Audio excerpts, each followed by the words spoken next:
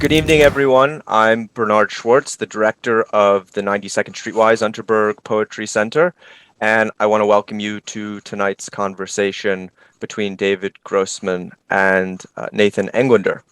The conversation will last about an hour and feature short readings in Hebrew and in English. And before I turn it over to David and Nathan, I just wanted to take the opportunity to plug some upcoming Poetry Center events in this, our 83rd season. Like this one, the next couple of events will be virtual conversations. We'll be featuring Karl Ove Knausgård on October 5th, and then the U.S. Poet Laureate Joy Harjo on October 7th, followed by the cultural critic and essayist J. Caspian Kang on October 13th.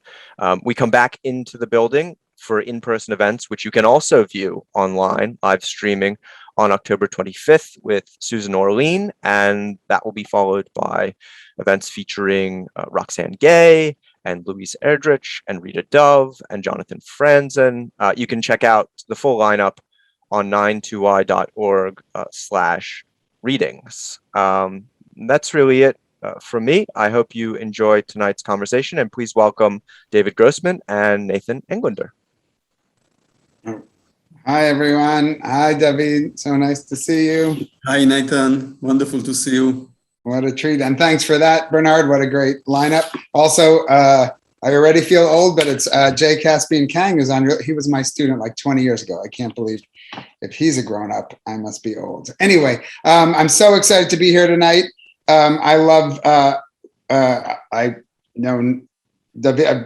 gotten to know you over the years, little bits here and there, from Jerusalem on. And, I remember buying Sea Under Love in like 1994, 95 in the bookstore in Iowa City. I think that was my first deep dive. Point is, I've been reading you for a long time, and this is just more than I love my life. It's just such a stunning, it's such a really beautiful, beautiful novel. Like it's gorgeous, and we'll talk about Jessica Cohen. The translation the English is just flawless. But anyway, Mazal Tov on that. It's an achievement. I'm so excited to talk about it.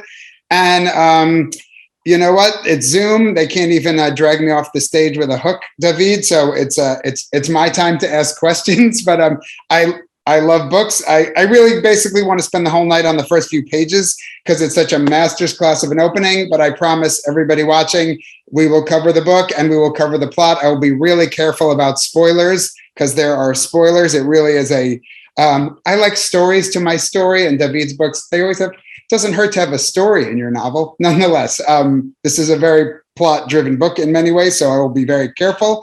But before I obsess about this opening, I just wanted to ask a couple of starting questions. And one first question is literally, again, so nice to see you. I'm in Toronto. It's morning here and night there. How come it's brighter in Jerusalem? We have not much sun in Canada. Anyway, but how are you doing? How are you holding up during this time? How are you faring? Well, I think I'm okay. I slowly get used to this situation that seemed temporary, but now it seems more and more almost eternal.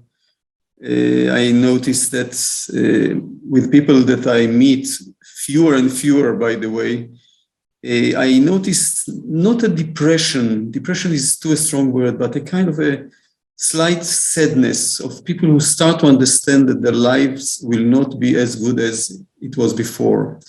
I think we all start to get used to this idea that something is being taken from us and we are deprived of some of the joys of our life. And we are getting used to it slowly. But I think I'm lucky because I'm a writer. I know it's a very bombastic declaration, but I'm sure you will agree with me, because in a time that the world is shrinking and narrowing down more and more, the privilege of writing, of creating something in this world, of doing something positive and flourishing and vital, it's so self-vitalizing, revitalizing. And I'm really grateful for this ability to invent, to fantasize, to imagine. in such a narrowing reality. It gives power, it gives energy. Yeah. Oh, thank you for sharing that and saying that. Honestly, like, yes, in the most that's what I needed to hear. That's It's yours. heartening, scary and heartening. But yes, it's nice to be reminded of those things, truly. And secondly, you're just such a voice-driven writer. You do, as I said, that's what I love about a book. I want story, I want character, but then I want just, gorgeous language. And before we start, for me, especially with writers who write with such care, having the writer's voice in my head is such a gift. When I read, and I've heard you read, like, that voice is in my ear forever with certain, I can remember over time the people I hear read, and then, for every book, I can switch it for the characters. I can do the voices, but nonetheless, yes. Would you ever mind reading a little bit for us? You can read in Hebrew. I'm happy to. I will follow if you want in English. But yes, would you read us a page or something? I'll read just from the very beginning of the book, so then it needs not too much explanation. רפאל היה בן 15 כשמתה אמא שלו וגאלה אותו מייסוריה. גשם ירד על חברי הקיבוץ שהצטופפו תחת מטריות בבית הקברות הקטן. טוביה, אביו של רפאל, מרר בבכי. שנים טיפל באשתו במסירות, ועכשיו נראה אבוד ומיותם. רפאל, במכנסיים קצרים, עמד נבדל מהאחרים וכיסה את ראשו ואת עיניו בקפוצ'ון, שלא יראו שהוא לא בוכה. הוא חשב, עכשיו שהיא מתה, היא יכולה לראות את כל הדברים שחשבתי עליה. זה היה בחורף 1962. אחרי שנה פגש אבא שלו את ורה נובק שבאה לארץ מיוגוסלביה, והם התחילו לחיות כזוג. ורה הגיעה לישראל עם ביתה היחידה, נינה, נערה בת 17, גבוהה, בהירת שיער, שבפנים הארוכות שלה, שהיו חברות ויפות מאוד, כמעט לא הייתה הבאה. נערים בכיתה של רפאל קראו לנינה ספינקס, היו מתגנבים מאחוריה ומחקים אותה בהליכתה, מחבקת את גופה בזרועותיה ובוהה במבט חלול. הייתה פעם שהיא תפסה שני חבר'ה שחיכו אותה, ופשוט פוצצה להם את הפרצוף. מכות כאלה עוד לא ראו בקיבוץ. היה קשה להאמין כמה כוח ופראות היו לה בזרועות וברגליים הדקות שלה. התחילו לרוץ שמועות, סיפרו שבזמן שאימא שלה הייתה אסירה פוליטית בגולאג, נזרקה נינה, שהייתה אז ילדה, לרחוב. אמרו לרחוב והוסיפו מבט רב משמעות. סיפרו שהצטרפה בבלגרד, לכנופיה של ילדי פרא שחטפה ילדים כדי לקבל כופר. סיפור, אנשים מדברים. Lovely. I clap for everyone. Clap, clap, clap. That's everyone clapping. Your turn. My turn. Raphael was 15 years old when his mother died and put him out of her misery. Rain poured down on the mourners huddled under umbrellas in the small kibbutz cemetery. Tuvia, Raphael's father, sobbed bitterly. He had cared for his wife devotedly for years and now looked lost and bereft. Raphael, wearing shorts, stood apart from the others and pulled the hood of his sweatshirt over his eyes so that no one would know he wasn't crying. He thought, now that she's dead, she can see all the things I thought of her. That was in the winter of 1962. A year later, his father met Vera Novak, who had come to Israel from Yugoslavia, and they became a couple. Vera had arrived with her only daughter, Nina, a tall, fair-haired girl of 17 whose long face, which was pale and very beautiful, showed almost no expression. The boys in Raphael's class called Nina Sphinx. They would sneak behind her and mimic her gait, the way she hugged her body and stared ahead vacantly. When she once caught two kids imitating her, she simply pummeled them bloody. They'd never seen such fighting on the kibbutz. It was hard to believe how much ferocious strength she had in her thin arms and legs. Rumors started flying. They said that while her mother was a political prisoner in the Gulag, little Nina had lived on the streets. The streets, they said with a meaningful look. They said that in Belgrade, she joined a gang of feral kids who kidnapped children for ransom. That's what they said. people say things. Good. Nathan, you're a good reader. I'm hired. We can go on the Yeah, road. immediately. Yeah. Thank you. Excellent.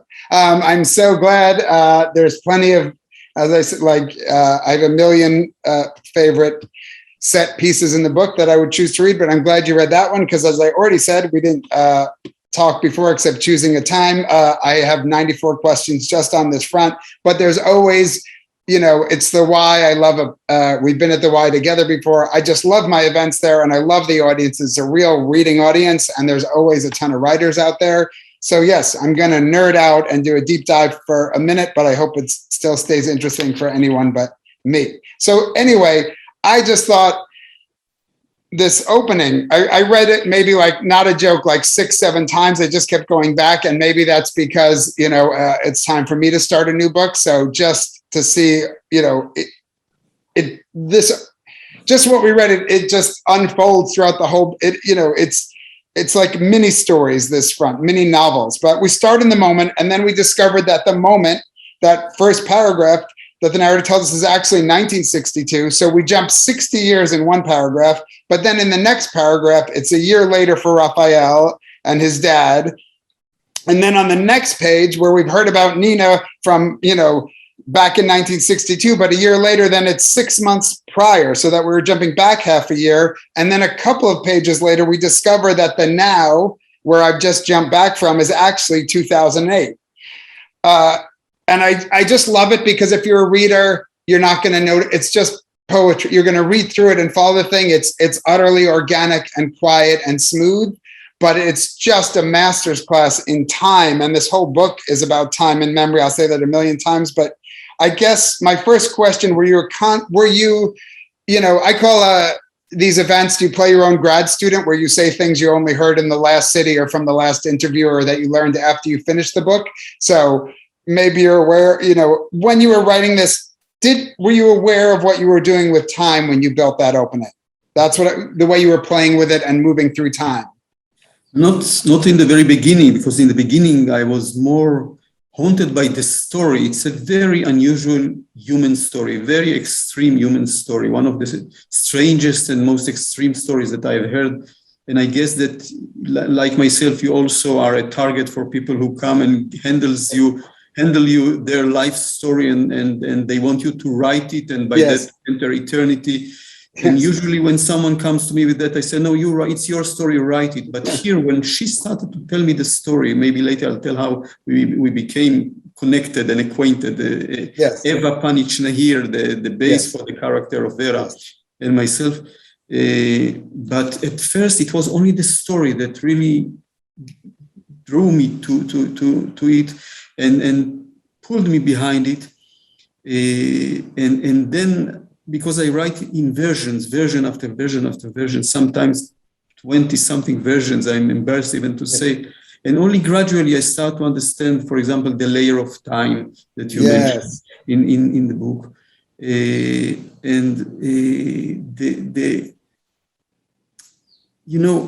I think that when I start a book, it's all very intuitive. I don't really think of these things. And later I go back to it and start to understand it and to deepen things, and mainly to make it less and less clear at the very beginning, but very attractive and seductive even. Yes, I want the reader to understand that he's being drawn to a reality that is quite unusual reality, like he's going into a dark room, but he knows there will be a friendly hand to take him there through this darkness. And only later, if someone will be generous enough to read this book or this paragraph for the second time, they will feel all the other layers and all the other options of life that are hinted in the beginning. And I know that most of my versions are an attempt to erase needless information, because the book already will give us this information. The spirit of the book, the melody of the book will give us this data or this information. But I feel so strange when I have to talk now and to analyze something that I do almost without thinking. No, I mean, this is my favorite. I'm super obsessed with like dissociative states and this. These are all, I'm thrilled. I could feel it in the writing. I feel like, from the writing, and I love that you said, I'm embarrassed to say about the 20 drafts, but like to make the people real, to make it look that just someone telling a story, for it to look that organic and just someone speaking, like that's the point. Like all those edges come out in the draft. So I'm thrilled that you're talking about the drafting process, and I love that you mentioned people writing. I really thought about Singer a lot, not stylistically, but it's funny when people say to me at a party, like, you're going to make this into a story. I was like, it's not that good a party. Better party I'll make into a story. But yes, people really do offer you their stories. And I kind of always love those Singer short stories where he's like just trying to eat his soup in the cafeteria. He has so many like that, and someone bothers him. You must tell it. And I will get back to the real person and how you took on the story. I have lots to ask about that. But yeah, as long as we're on the process of rewrites and constructions. So that's the other thing I want to talk about. That first paragraph, the funeral, that's its own. As I said, by page 5, I feel like I'd read 2 novels, you know what I'm saying? Where the narrator comes in, I was like, oh, mystery. This is not part of my questions, but just, I found it such good subconscious signaling to the reader, like that we're getting a I felt every page. That's my dog moving around. I'm working, she's sleeping. Anyway, but I just love these, mysterious moments that unwind. Who's speaking to me? Who's, when we find out who's narrating, like these solutions. But yes, I'm super interested in that standalone. We have a whole family, the loss of a mother, like we have a whole life in one paragraph. How far into these drafts? A 2-part, and then I'll move on. But literally, like, yes, I guess I'm going to ask you a little bit more about process, but back to that dissociative states, back to that drafting. I want to know when you sit down, is it anxious for you, or at this point and this many books in, does it cause you anxiety, the digging in? And how far in were you? How many drafts? When did you have that beautiful standalone first paragraph? You could run it as a short story. It's its own world. We pivot on the second paragraph. When was that? When did that show up? Well, you asked several questions. First, I'll say that when I start a novel, it doesn't frighten me. On the contrary, I feel such a feeling of wealth, of many, many options. The story can go in so many directions, and I'm just on the very, very beginning of it.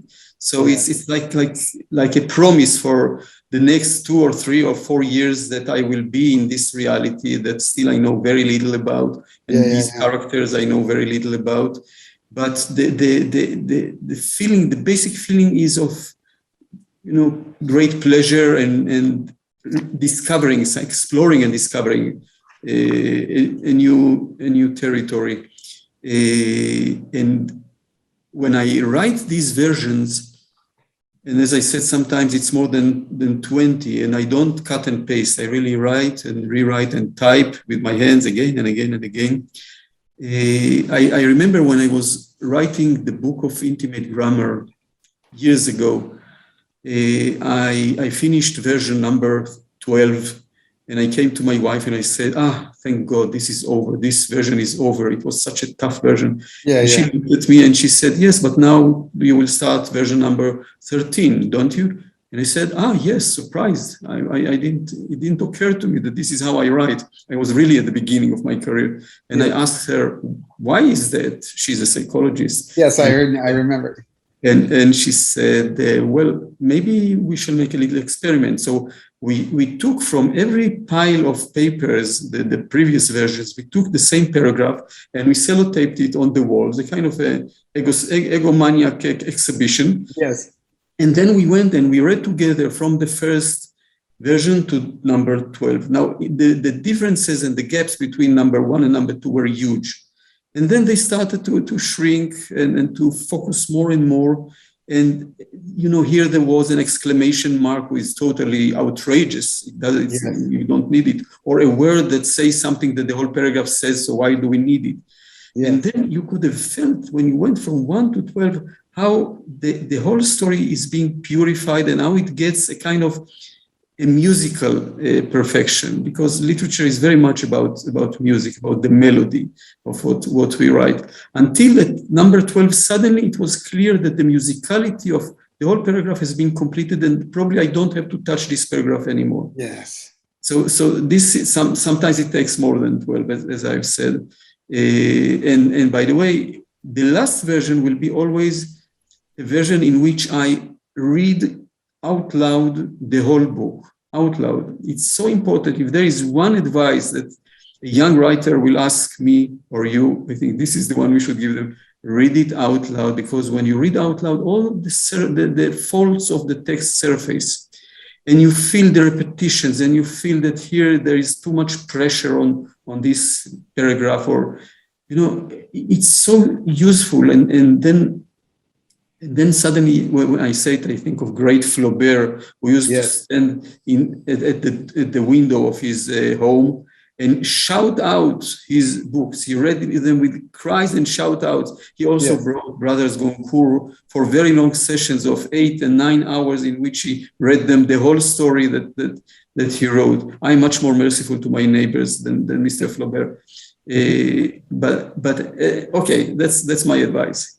No, I scream hallelujah, which works in Hebrew and English. We don't need Jessica. But like, thank you. It's just nice. Again, I will skip 10,000 questions and jump right to plot. But it's just, again, I know there's the writers out there. If you believe in a certain kind of craft, like what's beautiful to me is you'll find that like everyone believe, when did I learn to read out loud is when I was, when Marilyn Robinson was my teacher and she said, you read out loud. And then I just made my students read, the George Saunders book, which is lovely, Swimming in the Pond in the Rain, about how story gets formed. And it's just him talking about this, you talk about your wife. I don't know if writers go in DSM-4 or 5, or I don't know what it's called, but this compulsion with purpose. But thank you for sharing that thing about taping them on the wall. And I admit, like, it sounds like madness, but I remember I pushed all the furniture out of the room and taped the whole play on the floor and crawled around on, like, you sometimes need physical things. You need to see them and you need to hear them. And just, it's over time till you can bear the paragraph. Like, there's this weird thing that you're talking about in the process where you're like, I stand by that one. But yes, I said everybody wants to rush out a debut. I was like, how about finishing a story and then putting it in the world when you'll never want to change a comma till your grave? Okay, so let's talk about Eva Panichna here. You tell it, I would love, this is if you read to the end, this book, it keeps going. The acknowledgements were also fascinating, which is not necessarily the most fascinating part of a book, or your book is not where your book should be if the acknowledgements are more interesting than the novel, but these are fascinating acknowledgements too. Yes, would you tell us about the real person and how you got to the story? And this is all easy, or not easy to answer, I'm saying clear, I hope. Even though I'm a New York mumbler that they stuck you with for the why, you get the true New York treatment. My one question is, you already said it, everyone asks you to write their story. This is what happens to writers. You won't believe what happened to me. My sandwich, I asked for mustard, I got ketchup. It'll make a great book. But the question is, this gets said to you often over the years, but this time you chose to do it. So I'd love to hear about her and your friendship, but why you finally chose to write this story. I was unable to resist this story. I heard in my life many, many stories. Some of them were very interesting, meaningful. But this story, there was something in it that drew me to it from the very beginning. When Eva Panichna here, a Yugoslavian-born Jew, came to Israel in the 60s, lived in a kibbutz for many years, had one daughter, Tiana in her real life, Nina in my book.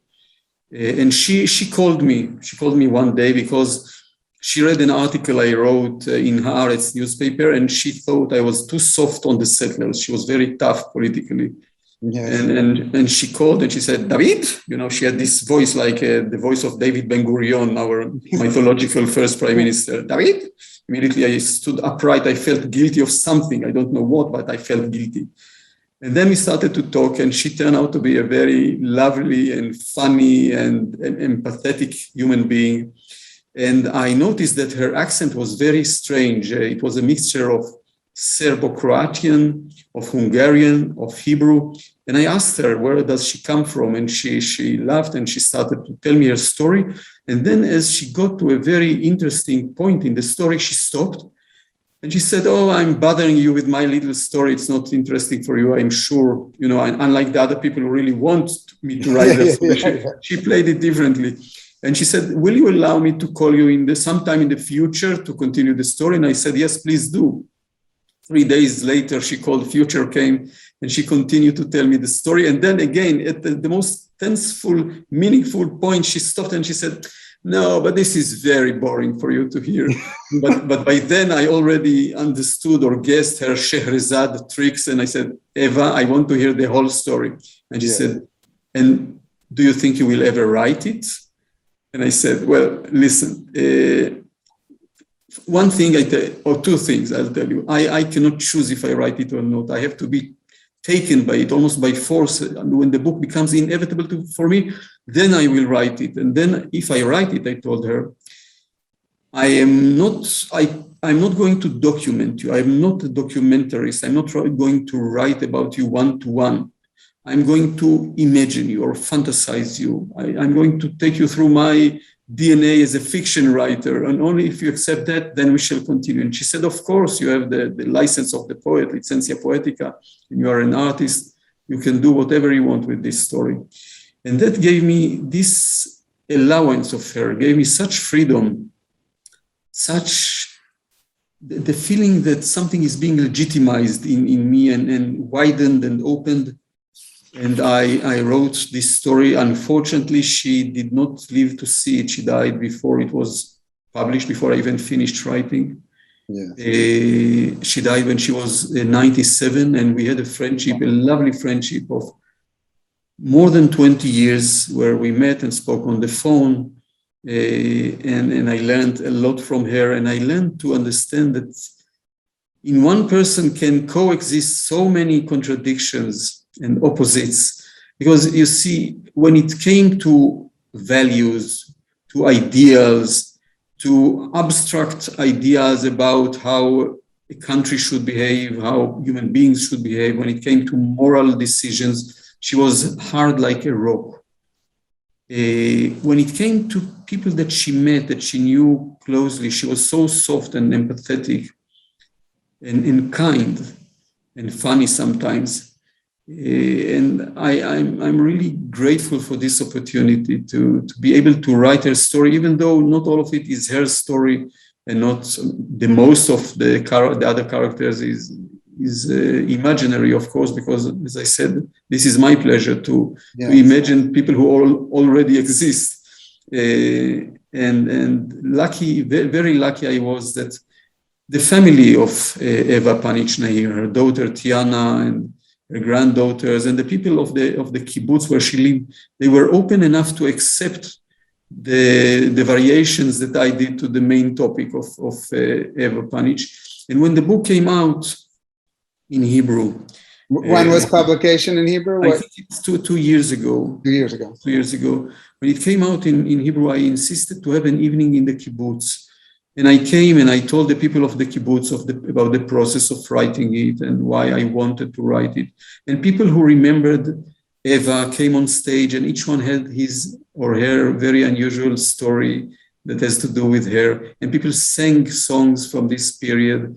And all in all, there was a feeling of, taking out something that blocked a big secret and suddenly was legitimately spoken and openly spoken. And some of the members of the family said that at last they found their place in life in this family. And some of them said, yes, this one you wrote about me, and she told you that about me.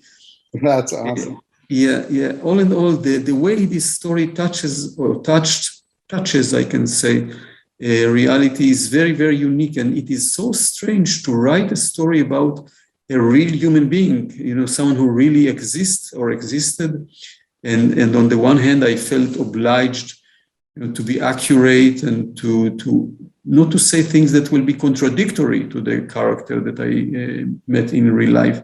But I found all kinds of places that I looked at from their blind spot usually we have blind spots all over our head, Yes. our head and our life and our relationships and things we prefer not to know. And then suddenly comes the writer and he illuminates with very strong torch or light those blind spots or dark spots. Yeah. But I think if one is true to the story one writes, and you follow what the character suggests to you, even if this character did not realize it in her own life, you cannot really feel that you betray them. Yes. Rather, you were loyal to them in a deeper way. You show them things about themselves that they did not have recognized, and you help them to recognize and to say, yes, this is also me. Maybe it's hard, maybe it's not pleasant, but this is me. And this me is so precious, and so rarely we get to recognize it and to touch this deep me of ourselves. Yes. It's frightening sometimes to recognize that this is also me, and Yes. it can be really painful. And yet, I think I returned the book to her, and I have a feeling that she would have liked it, even when there were parts that are not flattering her, because she couldn't take flattery. Yeah. And she couldn't take any attempt to beautify herself or to beautify a situation. And I think in that sense, I'll just tell you one little more story about being loyal and betraying the people we write about, and you experience it as well. When I wrote the book I mentioned before, the Book of Intimate Grammar, it's a book about a Jerusalemite family before the Six-Day War. And it's a very tight family, very intrusive and possessive, and very much resemble my own family. Now, when the book was published some weeks before it, I came to my parents and I gave them the last draft, and I said, please read it. Because in the last 3 years that I was writing this book, I felt traitor. I felt I'm betraying them because I am with them and I am their loving son and beloved son, I should add as well. But I exposed things that are so tough, so extreme. They exist in every family, but I wrote a story about it. And my father read the draft and he said, it's a very beautiful story, David. I told him I'm David. But do you really think that someone out of our family will be able to understand it? And I thought it's such a sweet and poignant definition of what we try to do when we write the story of our life, because my father recognized something that is very intimate, very private, and I want people who read the book to feel that they are reading a very intimate text, but it is relevant also for them. And today, when there is a new translation of this book coming from Slovakia or Romania or Chinese, I bring the book to my father and I say, you see, Abba, they have understood. They have understood. Oh, that was so beautiful. And it's just lovely to talk with you. Like when the book is fluid and everything, I'm like watching my questions disappear as you answer them so beautifully while about inevitability, about responsibility. But just, you say that thing, it comes up so often, but that's it. Like when story is working, it has to seem only for you and be universal. Like you just said, that's exactly, like that's the family. I sometimes say to students, if you're not, I do believe it's an ethical act and a moral act, but I say like, no, anyone who knows this is your secret already knows the secret, and anyone who doesn't is reading a book. So it's like that, that's how it gets to, how it reads in Shanghai or Paris or, So yes, I know. It's like I say, when my sister reads a book, I just turn pink. She knows every half idea, every half dream. She knows every inch of what's my psyche and my pet. You can't hide it from your people, what's made up and what's owned. Oh, thank you. That was so beautiful. Even though luckily I have 9,000 questions, so I just keep going. I'm worried because it reduced. Before it was 1 million. Yes, exactly. Only superlatives. Yes. I don't do well with the literal. There's a neighbor. I say, I haven't seen you in 100 years, but we are not yet 100, Nathan. So how is that? It's fine. Nice to see you. Let's move on. Anyway, but Oh, I sometimes catch, I'm thinking a lot about teaching. I teach at NYU. I'm pointing that way. I don't know. I'm in Toronto. It's over there. I sometimes catch my grad students being unaware that they put the instructions for a book inside the book. I say, here, this is the book you're writing. Now take this out, tape it over your desk and get back to work. But this book is, I love its own awareness. You know what I'm saying? We find out that Gilly is aware she's writing, you already said, which is a later question. I could feel you writing it, in the traditional sense. She has a great writing morning in the book. She says, I had a great writing morning in my notebook. I can feel the hand moving, hers and yours. But, so, and we know what the mission of the book is. And, Gilly says right at the start, this is how you construct a mythology. And I wanted to know back to, Ava versus Vera, where that's Gilly talking. Did you feel that you were also creating this mythology?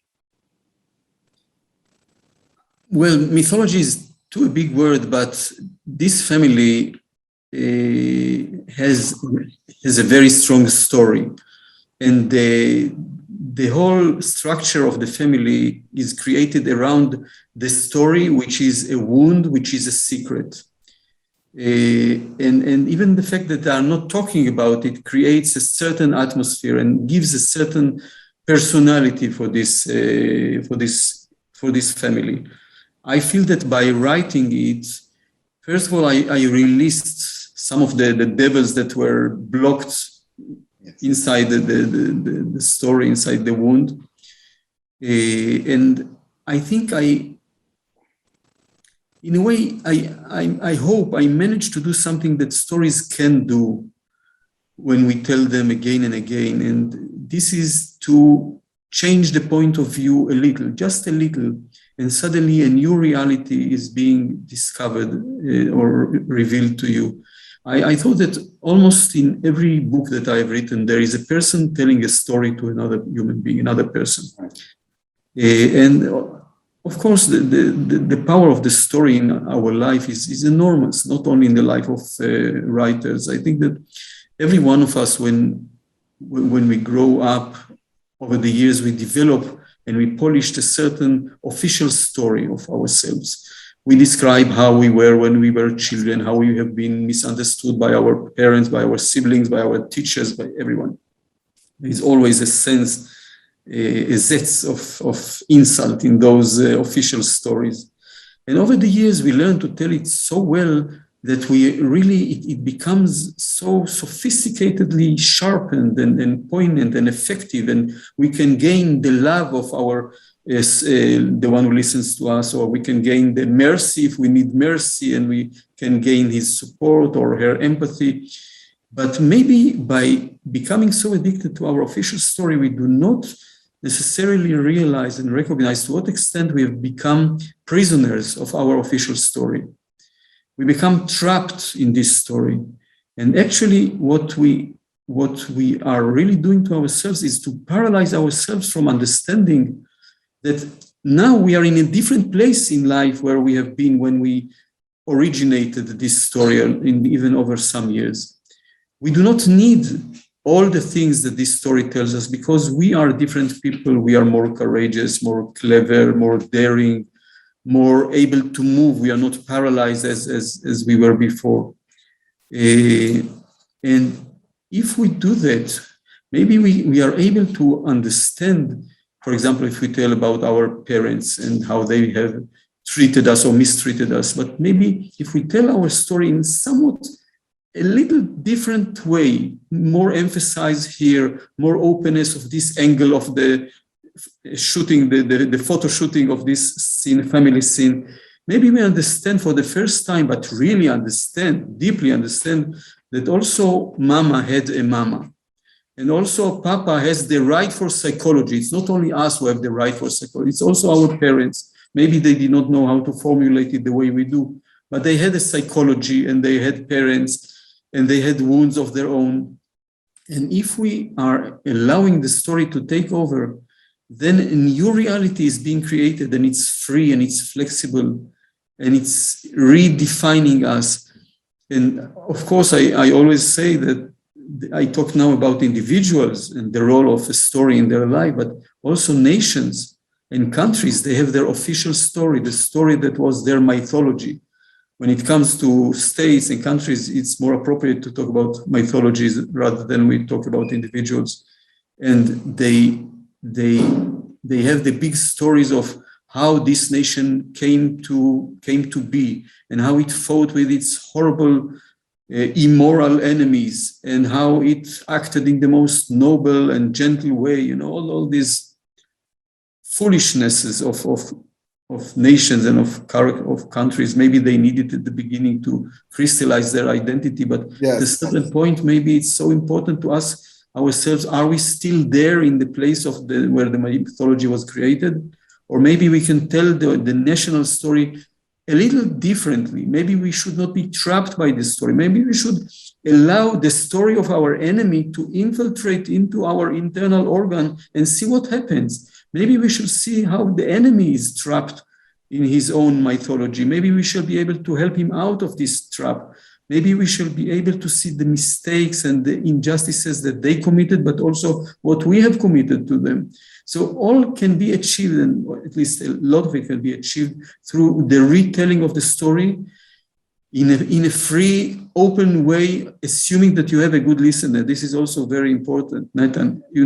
We need a good listener, someone who might be served like a midwife, who will take the story out of us and give it back to us maybe in a better way. Yes. No. And again, we could unpack. If we're doing political night, we could do 90. But that's it. You watch stories, form, and point of view. And yes, as I watched one of our big generals call it a righteous strike. Look in the camera when America just with a drone killed 7 children, a man with a trunk full of water. I'm saying? Yes, I have been studying, watching stories change and form, and all this stuff, hafuch al hafuch for Hebrew, like the flipping of story. And I was like, this, doesn't sound righteous to that family. But anyway, or not anyway at all. I 2 giant questions from what you said, because I thought about this in this book of, just like you said with the book of intimate grammar, like it reads one way to your family and becomes everything has to, it weaves in weft and warp. It comes in the story, it goes out of the story, but I could not stop thinking of what you said it here, so it's clearly something you've thought about. But as someone writing this from Israel, and this book made me think of Israeli history and the Holocaust and just ideas of intergenerational trauma. And I was, that's basically here. Let's make it, this is the longest I've gone without talking about Holocaust. My wife's like, 9 a.m., he's already talking about Hitler. Before the coffee is poured, I'm back to the Holocaust. Let's get here. I'll ask it in a personal way. You talked about relationships in this book, and what I thought was just honestly, like not me being Natan talking to you, as it's just was so fascinating to me and so complex and giant, like really what I want in a book where I was just thinking about it, where you have ideas about like exactly that, that people contain opposites, but abandonment and fierce loyalty, Vera to Rafa, this is the couple, the children, Nina to Gili, and also the couple, but that's a great part of this book separately. But there's a weird cross-pollination of natural bonds being broken and unnatural bonds being formed. You just remind me of a thing that I think is like really healthy. You're married, I'm married. I like sometimes tell friends, it's nice to know, like, we're we have wives, we're men, I'm saying heteronormative. I'm just saying your wife will leave you or your husband will leave you or your like, it's nice to know, like it's a permanent bond, but you can break it. And your dad, if your dad is too terrible, he's not going to be your dad anymore. This book really looks at that. And there's just these nice lines woven in, and what they call in comedy callbacks, where you have one on page 50 and one on 250, where, where I love where this damaged, Raphael, I may be calling him Rafa, which isn't get called in the book. I made him my best friend already. I gave him a nickname. I don't think it's in the book once. I call him, it's Raphael. Anyway, where he says, he split the world into mothers and not mothers. Like, I love that so much, not by gender, not by relation.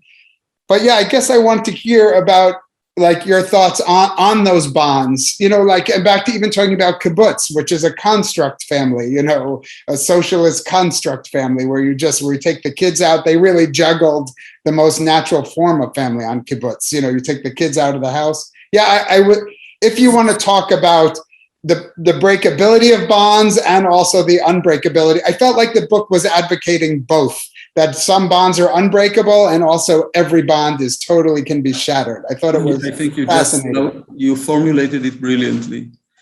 It shows. I think it has in it the need for a bond, the need for someone to protect you, to envelop you, to someone who is the most relevant human being in the world is one of these small members of a small number of members of the family.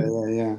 And yet I think all the time the fear of this bond to break hovers above our head. It can happen from by fate, by health, or by a choice,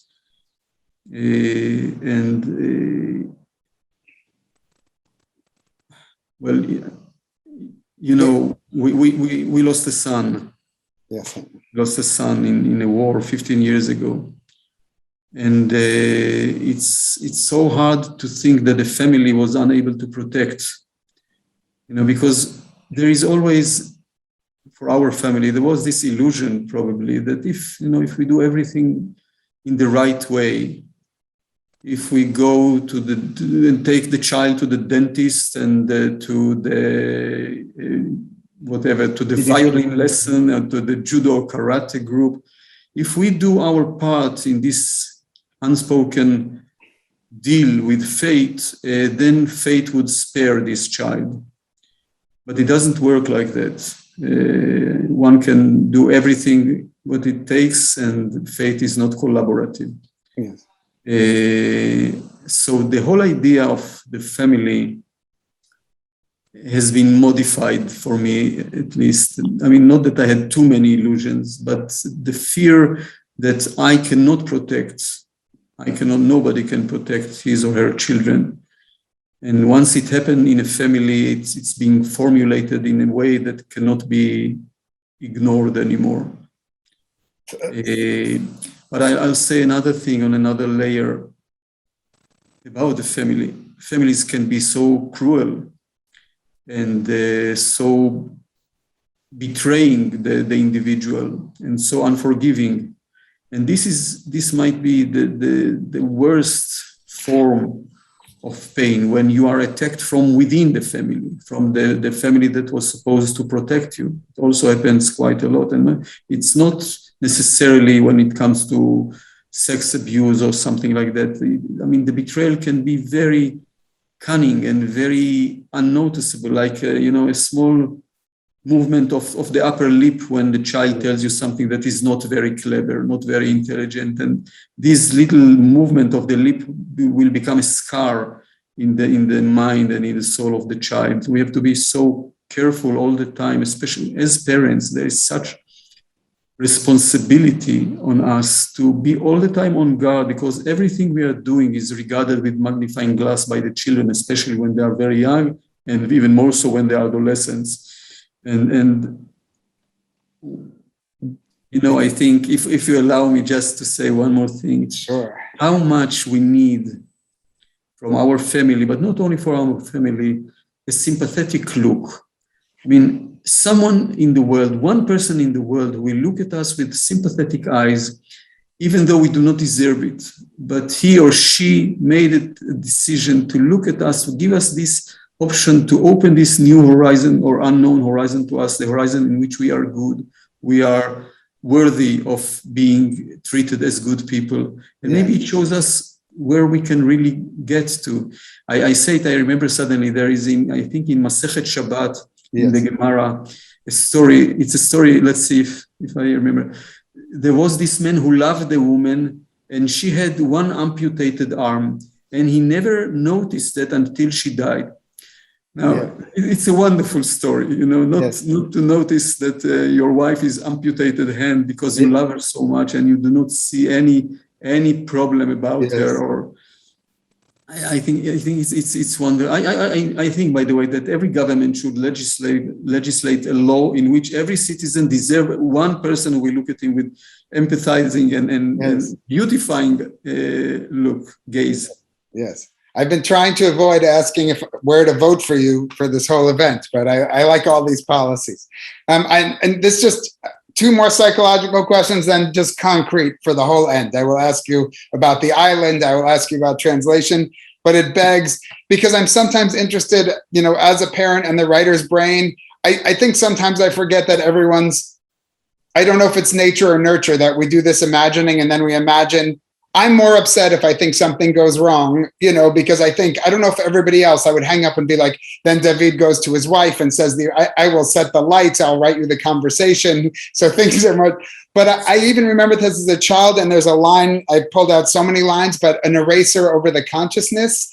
And when you talk about those little subtle childhood things, I feel like that's my brain, where I have like a photographic memory of these childhood things that I can see perfectly, and then whatever was upsetting or traumatic or whatever, I feel like these great erasures, and then that a subtle tiny thing, I can remember it perfectly. Like you say, these permanent, they can be happy, but we know we're talking about scars. So I was wondering if that was how you see your own brain. It super spoke to me, this eraser, because it's like she writes everything down, she memorized everything, and then these big swaths. And I was like, that's how my brain works.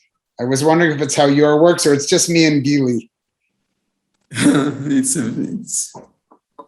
need to think of how, I know that we can come back to it if it's a horrible question. No, I know that there is the primal thoughts. Yes. Then the way I think of the thoughts. But I feel that to expose my brain is a little too intrusive for me. So please, onward. Move ahead, Nathan. Move ahead. I always say with these things where people are like, look at you speaking publicly. I'm like, I can share the secrets, but not the other secrets. That's it. It's our, yes, you can be private and talk. So I'm with you. Onward. Then last psychological question. Oh yes, I just love, there is a scene, the marriage scene where the 2 widow and widower are wed, and I'm not an easy mark.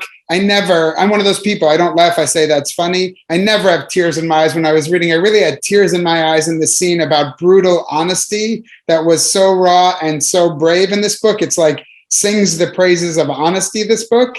And then obviously, by the way, to David's skill, the scene gets so serious that he turns it really funny. What a nice, delicate move. But nonetheless, but then the parents overshare. They do not protect, the children are not protected from truth in this book. And once again, what a good book does is it doesn't take a side, it shows you both sides. And I didn't know if you wanted to say, like, this book, again, it made me think, be more honest, talk straight, Debo Doogly, like, give it straight, every time. And then I was like, and also say nothing. I didn't know which to think reading this book. It really is a beautiful part of it. And then I switched to concrete questions. Okay, but you don't have to decide. You can enjoy the doubt, as they say in court. But really to enjoy the doubt of what happens, what it calls for this book, what it is against. I mean, all these are kind of messages that I try to avoid when I write. I want to tell a story. I want to tell a good story, and what radiates from it it's your responsibility more than mine. And this story, the real story, is so rich and so multi-layered that it's enough that I describe one layer, and it radiates so much options of other stories that I'm not going to write. So 2 more questions, then I'll free you. And also after that answer, and our shared publisher, beloved Knopf, and your wonderful agent, Deborah House. Yes, I am doing a deep dive on things that fascinate me. I just can't say enough for this book. It is so story-driven and character-driven. Like, all this stuff is stuff that I had to go and take a scalpel and find. You know what I'm saying? It's just smooth as a marble. You know, this is me hitting it with a hammer and taking the pieces off. But would you talk about, so she in real life and in the book was on this island, which I didn't know about, like a good American. You know, I watched that show, The Crown, about England, and I'm like, who won World War II? I have no idea. Like, I've never know what's happening. But so I was like, Yugoslavia, Atak. The Naked Island. That's the translation. Goli Otok. It's a horrible place. Yes. It's a horrible place. It's a place that Tito created in order to re-educate opponents, enemies of the regime. My Eva Panic Nahir spent there almost 3 years, 3 horrible years. I was twice on this island, once in a Hamsin, in a huge heat of 42 degrees, and one during a storm that in the end entered the book. It's part of it takes place in this storm. It's as ugly as violence can be. When you are there under the sun, the burning sun or the rain, you cannot understand how a delicate, very tiny lady like Eva Panic Nahir, how was she able to survive it? You know, she had to roll a rock against the slope of a hill 12 hours a day for months. And she was a tiny lady, as I said. She weighed something like, I think, 42 kilos only. And I remember I asked her, how were you able to roll it? It's bigger than you. And she said, I told myself a story. I told myself a story that Tiana, her daughter, her real daughter in real life, is very sick. And there is a medication waiting for me in the pharmacy in the top of the hill. So it was almost easy. You see how the story took her and overcame all the obstacles. She went up there, she rolled the rock, she took the medication from the pharmacist, then go down, which was quite difficult and dangerous because people sometimes have been crushed by the rocks, and gave the medication to Tiana, her daughter, and immediately turned back and started to roll again because Tiana is sick and Tiana needs the medication. So what more can we say after such? And speaking of sadistic mythology, it's crazy to pull that task out of mythology and make it real. You know, like it's. And again, back to the construct of the book, it's so beautiful. All of this is so beautifully rendered and, you know, inside the novel. And then one giant thing, and I know you shared a belated Mazal Tov, the Booker International with Jess. I love there's the Booker Prize and Booker International, which is for a book in translation for you at home. And I think it's a really wonderful prize because if you're a writer and you have the good fortune of having voices in other languages, like it's its own art translation, and the prize gets shared fully with the translator. It's not 60-40. So I love that you won it with Jessica Cohen. It's a beautiful translation.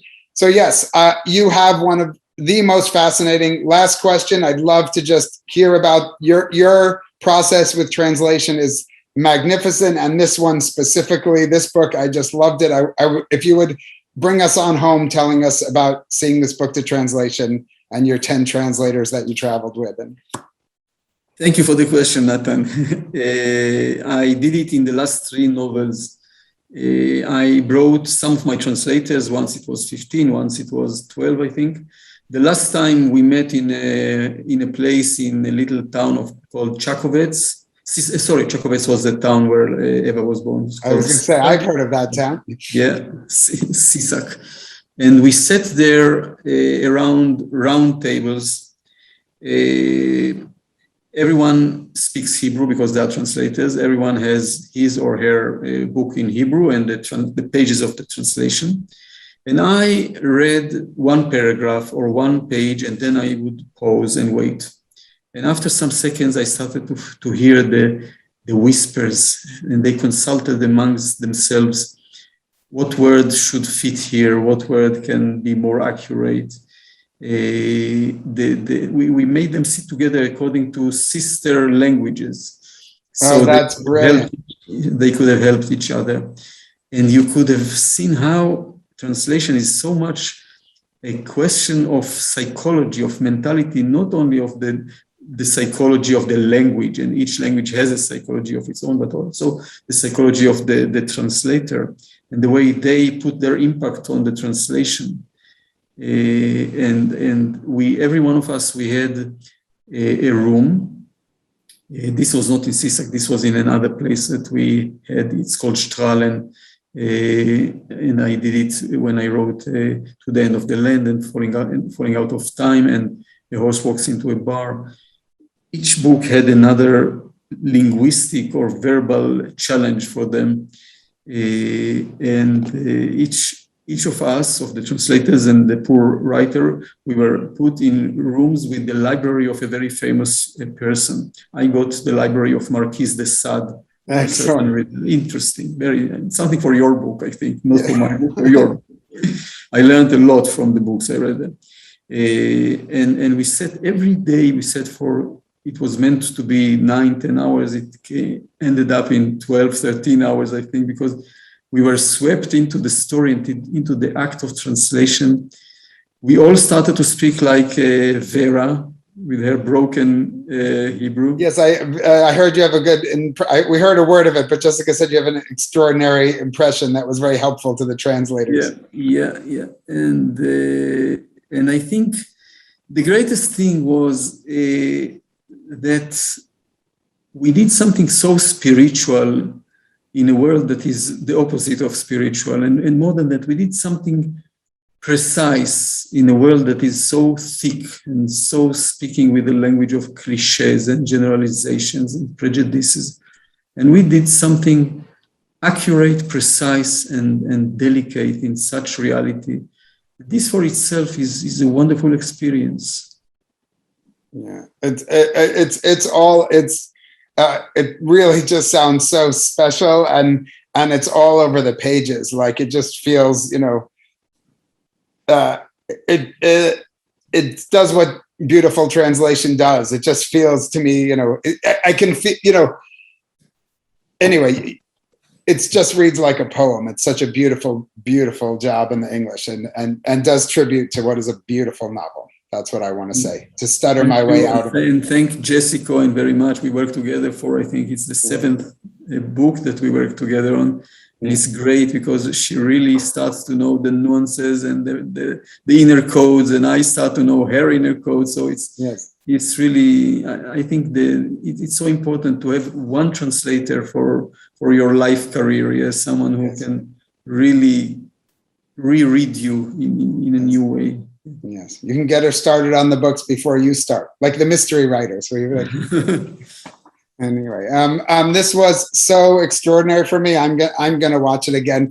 It's just the uplifting talk about literature that I needed on this end as we in our permanent, as we come out of lockdown over here. Anyway, it's just so lovely to see you, and again, Mazal Tov, and just such a pleasure to talk about this book. I'll show it one more time, and just thank you all so much. And over there, I'll say they're going to be watching this at night. So yes, Laila Tov, good night. Thanks for chatting. Thank you, really nice thank you. It was such a pleasure to talk with you, and immediately you could have felt it's a talk of writers. Yes, it's so different from journalistic interview. Not that I had bad journalistic experience, but when I listened to your questions, to the things that are interesting for you, I felt, it's so relevant and primal in me, whatever you ask. Thank you. I'm very privileged to have you as a interviewer. It's a conversation. It was more than that. It's mutual, and hope to see you in person next time. לילה טוב, להתראות בירושלים או בניו יורק, או במונטריאול. Exactly. Ciao, ciao.